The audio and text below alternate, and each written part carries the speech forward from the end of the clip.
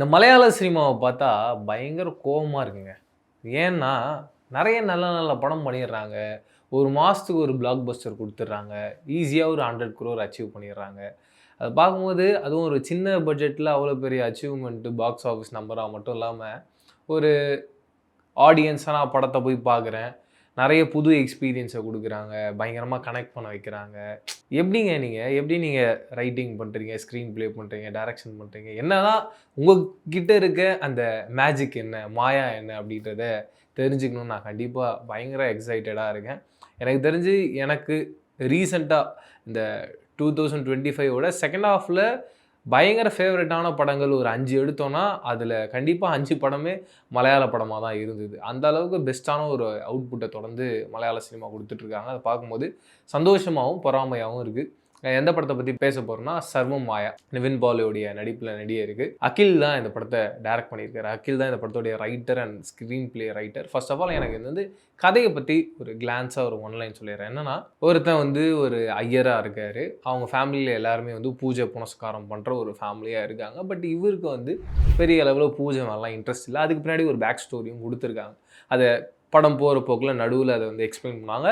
அந்த போர்ஷனும் எனக்கு ரொம்ப எமோஷனலா, ரொம்ப ஸ்ட்ராங்கா ஒருத்தன் ஏன் அத பண்ண மாட்றான்ற ஒரு ரீசன குடுத்த ஒரு பாயிண்ட்டா இருந்தது. அப்படி இருக்க ஒரு ஆளு மியூசிக் மேல ஒரு பெரிய காதல வச்சிருக்கான். அந்த மியூசிக் பயணத்த நோக்கி தொடர்ந்து பயணிச்சுக்கிட்டு இருக்கான். இருந்தாலும் வந்து இப்போ ஒரு அப்கமிங் ஸ்டாரா இருக்கான். அவன் இன்னும் பெரிய அளவுல ரீச் பண்ணல. அப்படி இருக்கும்போது தான் அவனுக்கு ஃபினான்ஷியலா நெறைய பிரச்சனைகள் இருக்கு. அந்த ஒரு சூழ்நிலையில அவனுக்கு வெளிநாட்டு போற வாய்ப்பு வருது. அந்த வாய்ப்புல என்னன்னா, இவனுக்கு மட்டும் இந்த விசா ப்ராசஸ் மாரி ஏதோ ஒண்ணு சொல்லுவாங்கல்ல, அது ரிஜெக்ட் ஆயிடுது.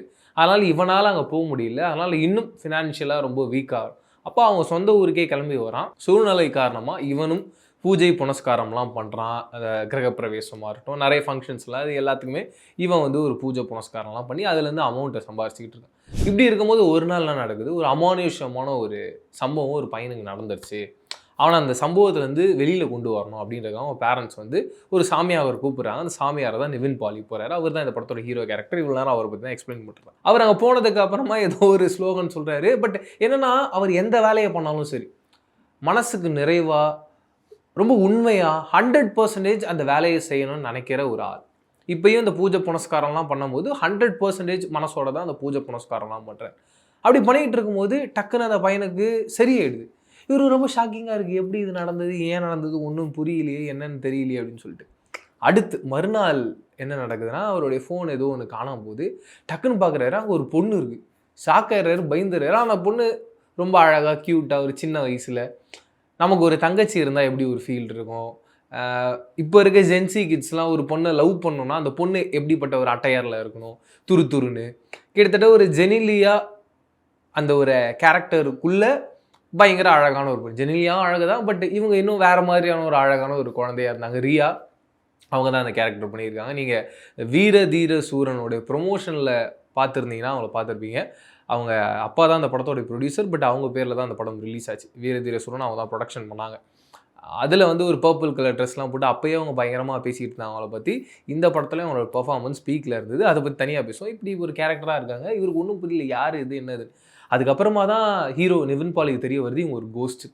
இப்ப இந்த கோஸ்ட் என்ன காரணத்துக்காக நிவின் பாலிய பார்க்க வந்திருக்காங்க? அவங்களுக்கு என்னென்ன மாரியான பிரச்சனைகள் இருக்கு?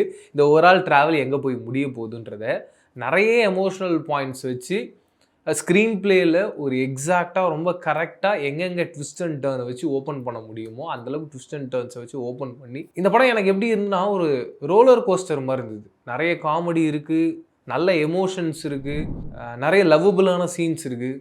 ஒரு வார்த்தை ஒரு மேஜிக் பண்ணும். நெறைய படங்கள்ல நீங்க பார்த்துருப்பீங்க. ஒரே வார்த்தையில வேற வேற சீன் இருக்கும். ஆனா, அந்த ஒரு வார்த்தை ரொம்ப கடைசியில அந்த சீன் முடியும்போது, அந்த 3வதோ இல்ல 4வது வாட்டி அந்த வார்த்தை வரும்போது, அந்த சீனோட ஹை இன்னும் பயங்கரமா இருக்கும். அப்படி எல்லா விதமான மேஜிக்கும் இந்த படத்தோடைய writer, director, screenplay writer Akhil பண்ணியிருந்தாரு. அவரோட அந்த ஒர்க்குக்கு ஒரு பெரிய ஹேட்ஸ் ஆஃப். பெரிய அளவுல இந்த கதைய செதுக்கி செதுக்கி ரெடி பண்ணியிருந்தாரோ அப்படின்ற ஒரு ஃபீல் எனக்கு தெரிஞ்சுச்சு.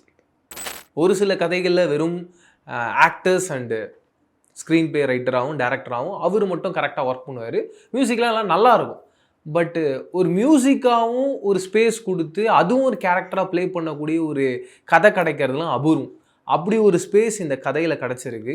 அந்த ஸ்பேஸை இந்த படத்தோடைய மியூசிக் டைரக்டர் ஜஸ்டின் பிரபாகரன் வெறித்தனமாக பண்ணியிருக்காருங்க. அதுவும் நிவின் பாலி இந்த படத்தோட கடைசியில் ஒரு டியூன் ஒன்று வாசிப்பார். அவ்வளோ அற்புதமாக இருக்கும்.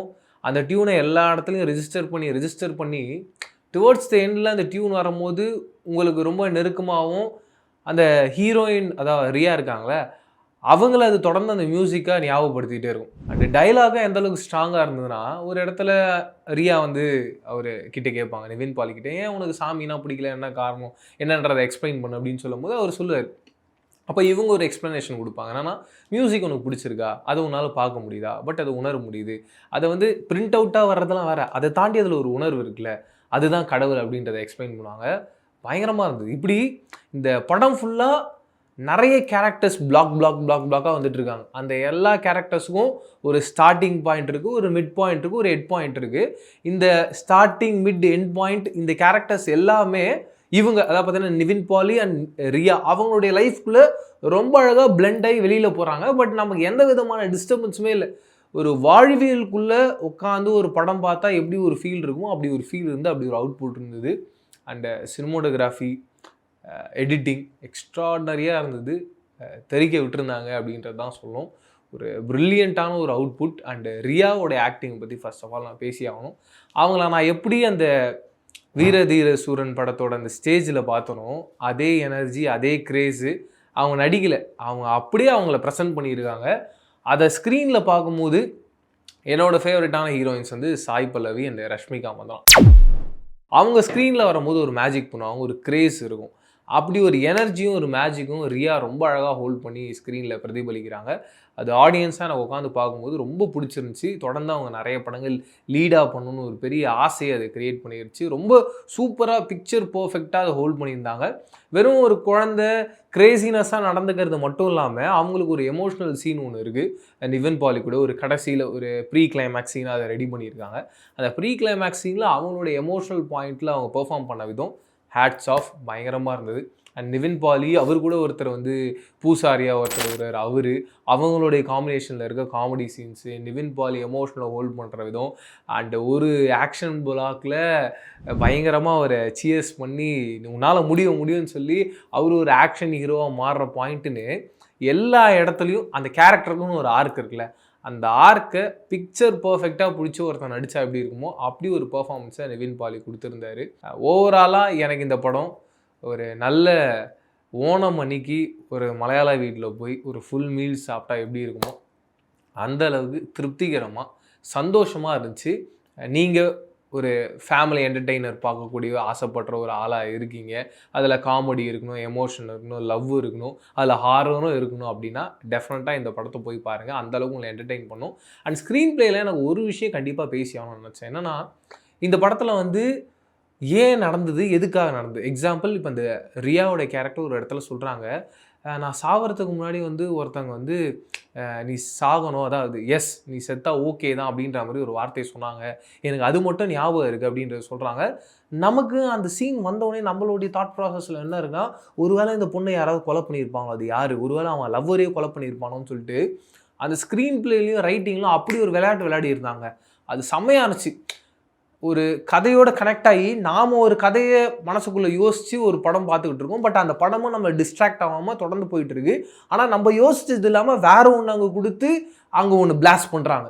அது பயங்கர எமோஷனலாக இருக்கும். நீங்கள் படமாக பார்த்தீங்கன்னாப்பா எப்படிப்பா இப்படி ஒன்று எழுதியிருந்தீங்கன்னு சொல்லிட்டு எனக்கு அந்த பர்டிகுலர் பாயிண்ட்டு நான் பயங்கரமாக இந்த படத்தை ரசித்தேன். முன்னாடியே சொன்ன மாதிரி தான் ஒரு பெஸ்ட்டான ஒரு படமாக ரிலீஸ் ஆகிருக்கு. அண்ட் இந்த படம் போன வாரமே ரிலீஸ் ஆயிடுச்சு. பாக்ஸ் ஆஃபீஸில் எனக்கு தெரிஞ்சு 50 crore கிராஸ் பண்ணிடுச்சு. எனக்கு நியூ இயர் அன்றைக்கி ஒரு நல்ல படம் பார்க்கணுன்னு ஆசைப்பட்டேன். இந்த படத்துக்கு நல்ல ரேட்டிங் இருந்துச்சு, ஒரு நல்ல ஓப்பனிங் இருந்துச்சு. சரி ஓகே போவோம். முக்கியமாக ரியா இருந்தாங்க, அவங்களுக்காகவே இந்த படத்தை பார்க்கலான்றதுக்காக உள்ளே போனேன். திருப்திகரமான ரொம்ப சந்தோஷமான ஒரு படமாக எனக்கு இது அமைஞ்சிருந்தது. நீங்கள் பார்க்கல இந்த படத்தை இல்லை பார்க்க போகிறீங்கன்னா மறக்காமல் என்ன மாதிரி ஒரு ரியா ஃபேனாக இருந்தீங்கனாலும் கமெண்ட் செக்ஷனில் ஷேர் பண்ணிக்கோங்க உங்களுடைய கருத்துக்களை. வேறு ஒரு ரிவ்யூவில் சந்திக்கிறேன். அது வரைக்கும் டாடா பாபா சொல்லிங்க. நான் பிரவீன் கேஎஸ். பாய்.